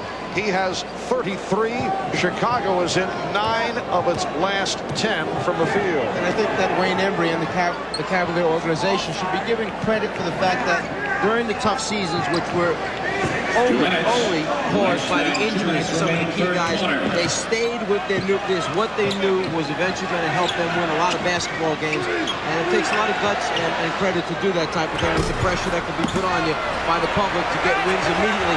They were able to see down the road with some very good young basketball players. Here's Nance, and he was hacked. Yes, last year the Cavs went 33-49, next to last in the Central. They went down when Mark Price suffered his knee injury, devastated by the loss of Price, and that injury had a domino effect. That Craig Elo was forced into a starting role, did not shoot well. Backcourt partner last year, Darnell Valentine, who was rescued from the Mexican Basketball League. And they had a host of injuries, and what a turnaround this season as they go 57-25, tied with Portland for the second best record behind Chicago. You just continue to amaze me. Now you are covering the Mexican. Oh, absolutely. In fact, I'm told there is a spot there going a coaching mode. They're looking for someone with NBA experience and color commentary experience. You know anyone? Hot Rod Williams.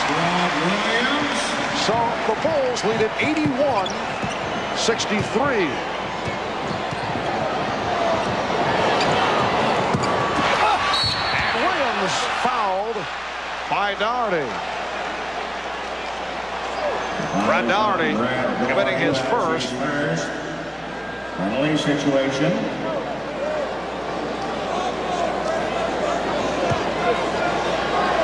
An adjustment that Cleveland made was to get up on pick and rolls and be aggressive against Michael Jordan. Don't let him get a good look. The trap as he came off the last screen. Scott Williams has 7 points. He would have to be considered as the unsung hero in today's game as Will Perdue checks back in. Here's Perdue up front with Williams and Grant.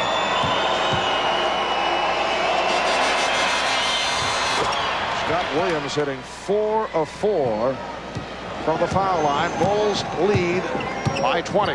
When Phil Jackson began to use Scott Williams on a regular basis at the end of last season ahead of Stacey King and in some very critical moments, he was asked why this, go with this rookie, and his answer was because we feel safe with him. He doesn't make many mistakes. He's very consistent in his play, and we have a lot of faith and confidence in him. So Phil Jackson played the guy that he felt safe with, and it's been very productive for the team. And he really did come on during the playoffs, very effective in the championship series against the Los Angeles Lakers. Brad Doherty now 3 of 4 from the line. He was fouled by Will Perdue, who picked up his 4th.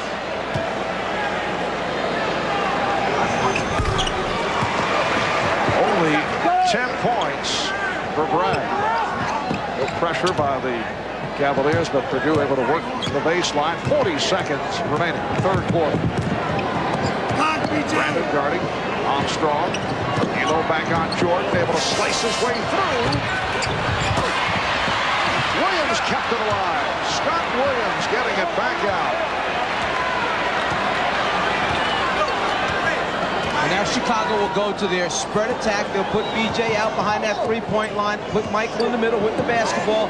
He'll try to take Elo off the dribble and then create a shot for the shooter, which is Armstrong, or take it himself. Now Hot Rod Williams gets to it. Time is running down here in the third. Brandon delivers to Doherty.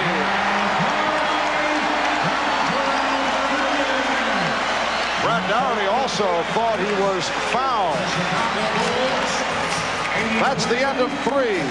Michael Jordan with 12 of his 33 here in the third. And the Bulls up 83-66. We'll be back after these messages and a word from your local station.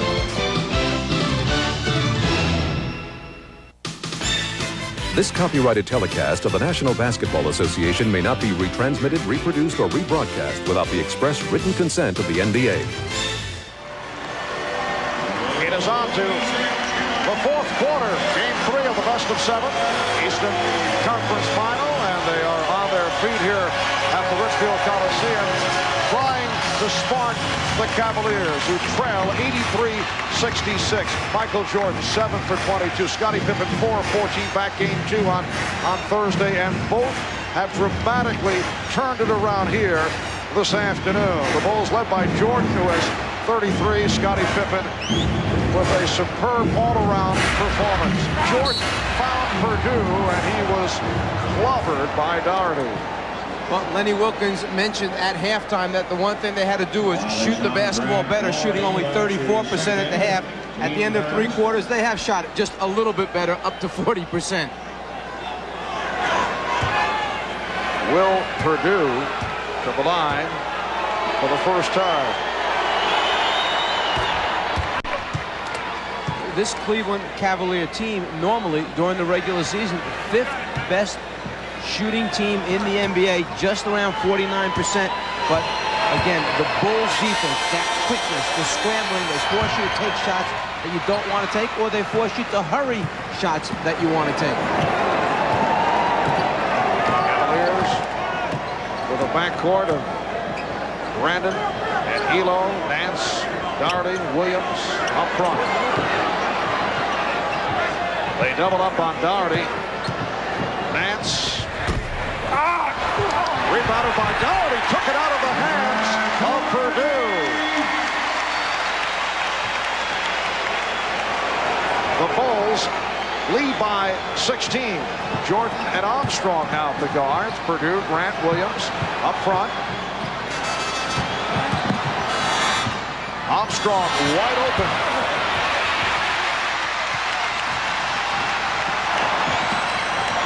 Once again, the Cavaliers with an opportunity to cut into that Chicago lead.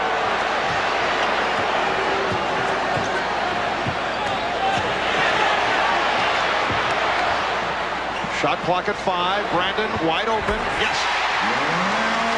The Bulls 84. Cavaliers 70. And now Lenny Wilkins wants a couple of stops. Brown back into it. Jordan. Rebounded by Williams.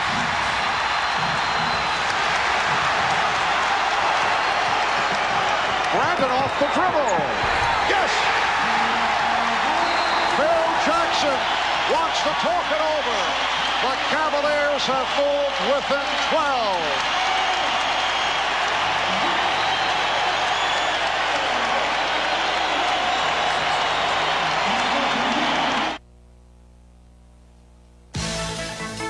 Miller Genuine Draft presents Genuine Moments. Today's Miller Genuine Draft Genuine Moment focuses on the shot by Michael Jordan that beat the Cavaliers in the 5th and decisive game to eliminate Cleveland back in the 89 Eastern Conference first round. Certainly a shot memorable to both the Chicago Bulls and the Cleveland Cavaliers as you look back in the history of the rivalry between these two franchises. In recognition of that great moment, Miller Genuine Draft will donate $1,000 to the Thurgood Marshall Scholarship Fund. Well, the Bulls led by as many as 23. It is now down to a 12-point lead. Scottie Pippen extends to a 14-point margin. Bulls 86 and the Cavaliers 72. A well-used timeout by Phil Jackson and the Chicago Bulls. Regroup, reorganize. Let's get a good shot for one of our superstars, and then Pippen knocks it out. Greg Elo tried to draw the foul on Scott Williams, and Williams won the goal at Elo and was held back by Jordan. Well, some of the off-the-ball action is what started that body contact, the little pushes and shoves that you're not paying attention to because the ball's not there. Under the basket, with the baseline screens being set, there's the rest of the match, and then the takedown. Foul on Williams, his third. Elo did draw the personal. Doherty able to get it back. Here's Brandon off the loose ball. And Grant with the rebound. Armstrong. Yes. The Bulls 88. The Cavaliers 72. 3 minutes have gone by in the fourth quarter. And a wet spot on the floor will be checked out by the officials. Just a moment ago, the battle down low. Elo trying to set the baseline screen right there. The shove, the hold, and then the throw to the floor by Scott Williams. And then Williams trying to follow up. Little point of emphasis there. Point of emphasis. A rookie from the University of Oregon, #1 draft pick, Terrell Brandon, receiving the playing time in the fourth quarter. He's played well. As Brandon switched hands and tried to make the lefty layup, all it did is it could have been a 12-point deficit. Instead, back up to 16. Shot clock at 1. Nance gets it away in time, and he drew the foul. A block charge to Pippen. That's the third on Pippen. Nance to the line. He is 2 of 2 from the foul line.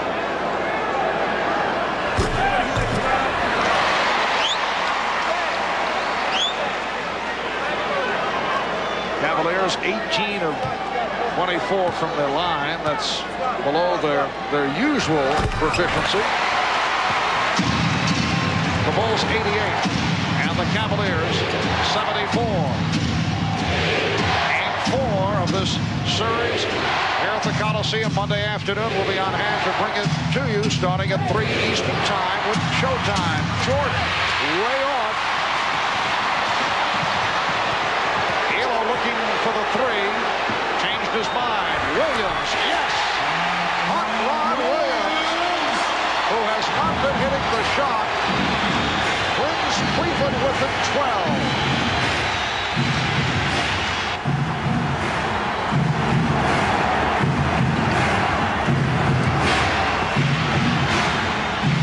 Shot clock at 5. Here's Pippen. That's 2-point range. Scottie Pippen has 22. And Cleveland once again knocking on the door. They have their opportunity. They play good enough defense to get that shot clock down inside 5 seconds, but then Pippen answers again with another perimeter jam. Now Doherty working on Williams. Nice fake. Rebounded by Grant. Now Doherty 5 for 13. Pippen with the step. Called for the traveling violation. And Scottie Pippen grabbed the ankle, same one which he had injured. The right ankle of Scottie Pippen turned once again. Pippen goes left, makes the strong drive move, and now as he tries to elevate right there, the foot catches, he turns the ankle. Pippen indicating to the Bulls bench that he is trying to hang in, look to walk it off. Hot Rod Williams getting it out to Craig Elo. Hits the 3.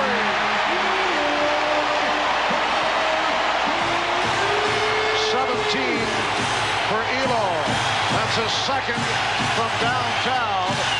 And Cleveland down by only 11. Last touch by Chicago.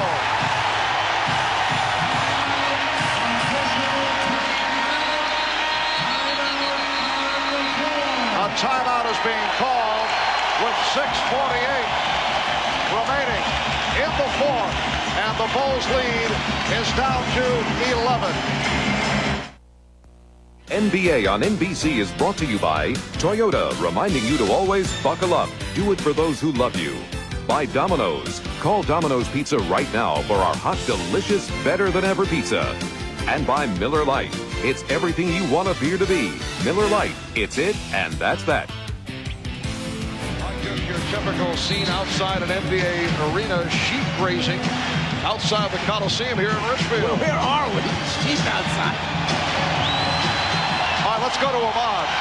All right, Marbury, you just saw Scottie Pippen twist that ankle just a while ago. I checked with Chip Schaefer, the trainer. He said that Scottie's all right, and as you can see, he's still in the game. And the Cavaliers are very much back into the game. 6.5 remaining in the fourth. They've cut that 23-point lead down to 11. The shot clock is at 6. Out of 3. Down to 1. Nance not able to hit. It's rebounded by Pippen. And Pippen is fouled. We've seen very little of the Bulls operating in the open floor in the second half. That was a rare occurrence. And Scottie Pippen certainly bouncing back from the earlier ankle injury, taking it off the glass, leading the fast break.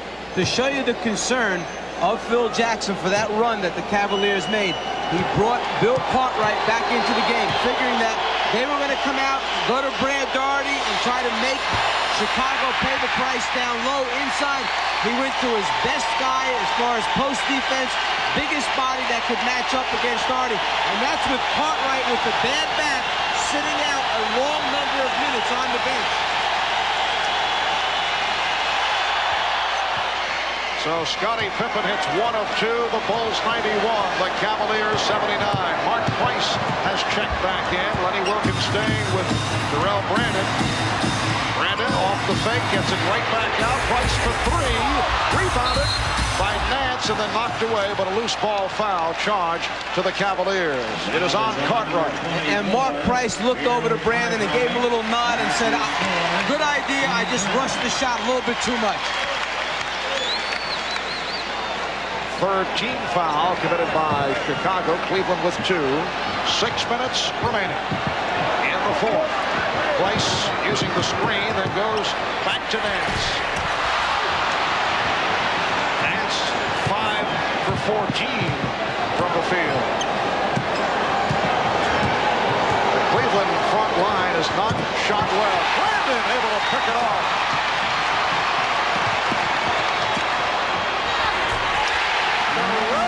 Brandon has been one of the sparks for the Cavaliers.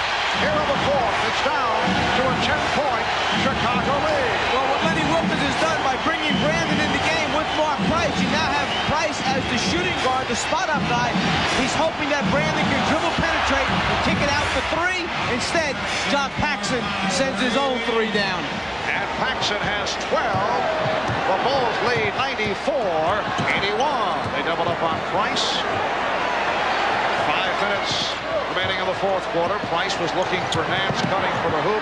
Williams with a wild shot. He thought he'd draw the foul. It's a couple times this afternoon that Hot Rod Williams has made his move and just been a little out of control, not able to finish at the offensive end. Look at the Cleveland front line shooting. Pippen stopped by Williams. Hot Rod 3 of 10. Dougherty 5 of 13. Nance 5 of 14. B.J. Armstrong with his second field goal. He has 4 points. Timeout taken by the Cavaliers. The Bulls extend to a 15-point lead with 4:33 left in the fourth. Yes, this is one of the loudest arenas in the NBA, and one of the reasons for all this noise is the Kosar family. I'm joined now by Bernie Kosar. Bernie, it's your mother's birthday. This is Jerry, and you forgot to tell the Cavs. Well, we're eternal optimists here in the CoStar family, so we're still hoping for the best, Ahmad. Well, all these loud people here, it's a little bit different than the dog pound. These people are a little more civilized, but it's loud. It's the same enthusiasm as the dog pound. All right, well, we wish the Cavs well, and happy birthday to you, Jared. All right, Mark. Thanks, Ahmad. Here's Nance with the driving hook. So the Bulls now lead 96-83. We approach 4 minutes remaining in the fourth quarter. The closest the Cavaliers have been able to come. They moved within 10. They were down 91-81. They trailed by as many as 23. Nance with the steal. Cavaliers back to Price and Elo in the backcourt. Price able to work his way down. And Price gets to it on the follow, and he's hit by Grant.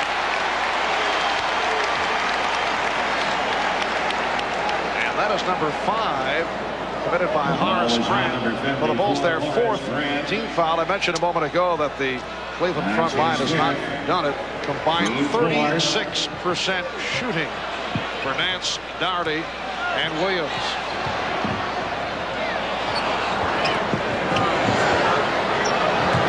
Elo trying to shake off Jordan. Williams, yes. So Hot Rod is in a couple from the outside, and Cleveland is now trailing by 11. Right now, Cleveland needs to force a few turnovers, get a block shot, make something happen with his defense to get this thing down under the double-digit deficit that it's been most of the afternoon. Would you repeat that? Double-digit deficit, yes. Michael Jordan has not scored here in the fourth quarter. He has 33 points in all, setting up Grant. Beautifully done by Jordan. Michael came out very strong, 17 points in the first quarter. The Bulls jumping to a 19-2 lead.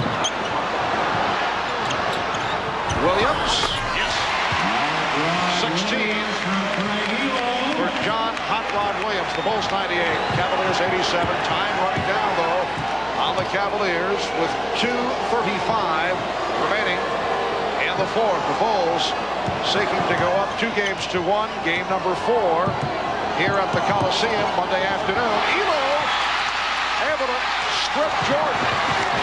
Jordan thought he was fouled. Nice touch pass. Doherty from Williams. And it is now Chicago 98, Cleveland 89. The last time the lead was single digits was back early in the first quarter when Chicago led 10-2, an 8-point margin. Here's Jordan hit by Elo. A little easier to say single digit than double digit, isn't it? Well, you have to know your limitations. Isn't that what coaches constantly point out? Stay within the framework of the team offense. Absolutely. Caught right, and it knocked away, then recovered, lost to Price. Great for the Cavaliers. Doherty. And the lead comes to 7. And Phil Jackson calls for time.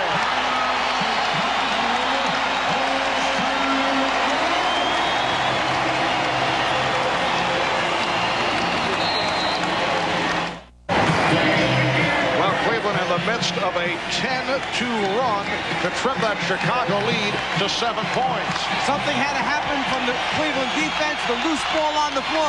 Cartwright comes up with it, but then hands it over to the wrong person. Price to Doherty, the big man, running and finishing for Cleveland. The crowd's in it. There's plenty of time left in the basketball game. Chicago, 3 timeouts remaining. Cleveland with 3. 1:40 to go in the fourth. Here's Jordan. Foul by Elo. That's 5 on Craig Elo. Michael Jordan will go to the line.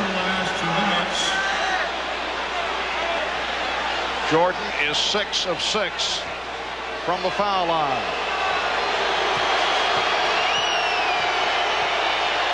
Huge first quarter. Big third quarter. Jordan with his 34th point. Perhaps it's that rest that he got at halftime prior to the game. Obviously rested, came out, exploded in the first quarter, but This gentleman was sick in game number 2. Some type of virus. Has not picked up the basketball since the end of game 2, so obviously not fully recovered yet. In unusual fashion, came out early to shoot prior to the regular warm-ups. Told us that he is feeling much better, although still bothered slightly by the sore throat. Here's Nance. That was deflected. Horace Grant got a piece of it. That time, one too many passes by the Cleveland Cavaliers. The shot should have been taken right in front of the rim by Hot Rod Williams. Instead, he dropped it off to Nance. Chicago with the ball and a 9-point lead as we come up on 1 minute left in the fourth. Jordan finding Williams. Michael Jordan with a sensational play. He drew the actually a triple team. Try that again. Yes. And Doherty had it knocked out. Knocked out of his hands. As I said, stay within your limitations. And a timeout has been called with 53 seconds remaining in the fourth.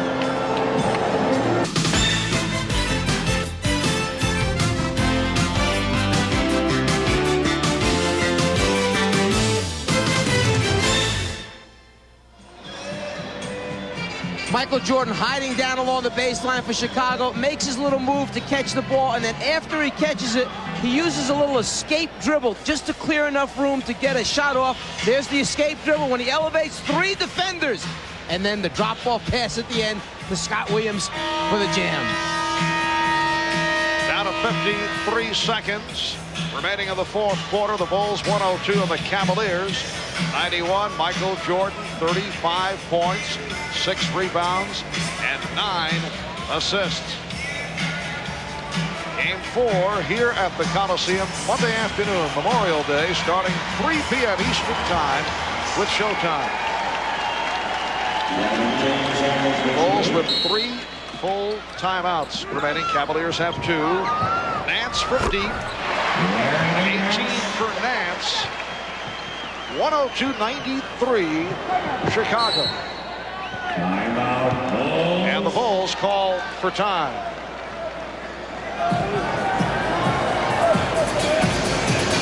Down to 49 seconds to go. We'll be back in a moment.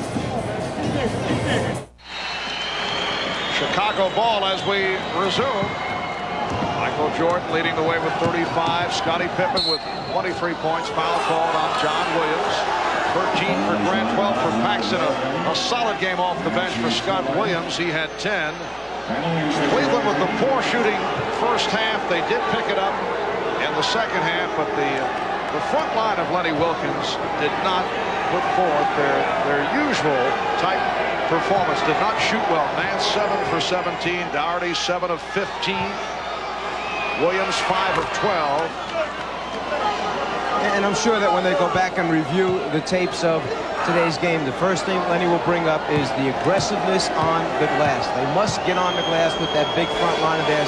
Secure rebounds, limit Chicago's second shot opportunities. And you mentioned that Michael Jordan leading the way in scoring when you consider the fact that 29 of his points have come in quarters 1 and 3. Not bad for just a half a game.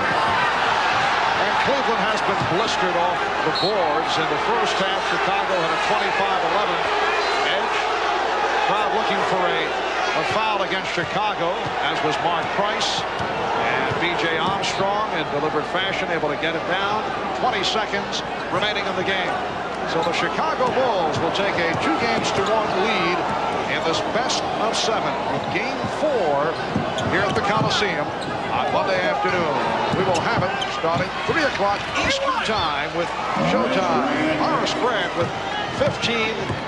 The Bulls led by as many as 23. Elo again hits the 3.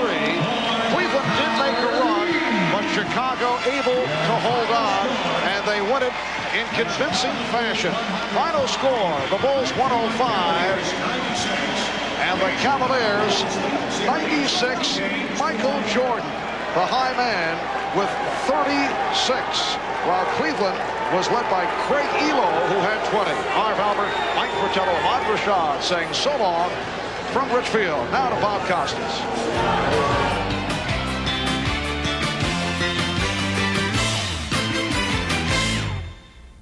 All right, we just have about 5 minutes here before we bid you adieu for this day, and we're back here, of course, tomorrow with the Jazz and the Trailblazers. Quick wrap-up thought?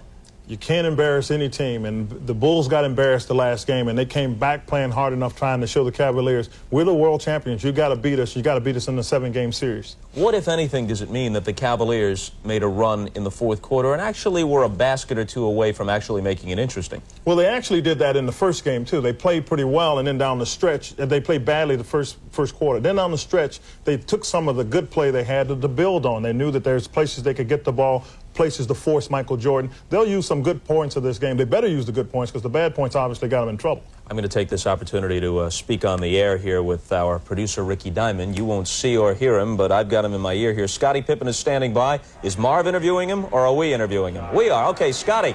Bob Costas and Quinn Buckner in New York. We didn't even let you wipe off the sweat, but we've only got a few minutes here. It must feel good to put that Game 2 nightmare behind you. Well, it was great. It was a frustrating loss in Game 2, but today we came out, we pushed the ball, we did what we wanted to do, we executed our offense. Scottie, you did a good job you did a good job early. You came out and you played defensively. What were you trying to do with Brad Daugherty? Well, I think basically what we're trying to do is after Brad put the ball on the floor is to get a double team on him, make him have to make decisions with the ball. And I thought our defensive rotation did a real good job of getting to the next pass where it was made it tough for him to find somebody open. Scottie, how badly has the Bulls' pride been hurt as a team by the fact that the Knicks roughed you up a little bit and took you to 7, then the Cavs come into your building and embarrass you in Game 2, and maybe they mouth off a little bit out of frustration or whatever? Were you guys revved up? It's kind of tough for me to hear you guys, but I think basically it was a very frustrating loss, and we wanted to come back and sort of shake that loss off today and come out and play hard and give our best. We embarrassed ourselves, we embarrassed the city of Chicago, and we wanted to come back and get that out of our system. You have a sense, Scottie, that this is going to be a tougher ride to championship number 2 than last year en route to your first championship. You've already lost 4 times. Last year, only 2 defeats in the playoffs. And if you get by the Cavaliers, either Utah or Portland will be tough. This isn't an easy ride. Well, it's going to be tough for us throughout. I think the basic thing we got to do is within our team, we got to want it a little bit more. Last year, we was very hungry for a championship. And this season, we're just trying to coast through it. And I think what we got to do as a team is get a little bit more aggressive and come out and play harder as if we won our first championship and not our second. Scottie, how much of a toll has this season been on you? You know, last year you kind of snuck up and won the championship. This year, you're going out. Everybody knows that you're the world champions, and they're making you play harder. How much of a toll has that taken on you guys this year? Well, it's taking a tough toll on us because everybody's now scouting us, knowing what we want to do, stopping our execution, but we're still coming out playing hard. It's going to be tough for us to win than what it was last year, and we realize that. And that's why we play a lot better on the road than we do at home, because we be geared up for teams and trying to take their fans out of the game. Scottie, one last quick question before we let you go. How much is fatigue a factor? This series is now on an every other day schedule and would be all the way through a week from tomorrow if it went 7. You've had the sprained ankle. How tired are you and your teammates? Well, this is pretty tough. I'm pretty tired, but we want to win another championship. So I think the 5 guys that are playing heavy minutes are going to go out and give 110% no matter how many minutes we play. I think our benches came through for us and gave us a lot of relief, and giving them credit. I think Phil is doing a good job of rotating us in and getting us rest, but we want it bad enough. We'll survive through the storm. Scottie, thanks very much. We'll see you back at it Monday afternoon for Game 4 at the Richfield Coliseum. It's Game 4 from the Delta Center tomorrow. The Jazz and the Trailblazers, 3 Eastern time with showtime for Quinn Buckner. I'm Bob Costas. We'll see you.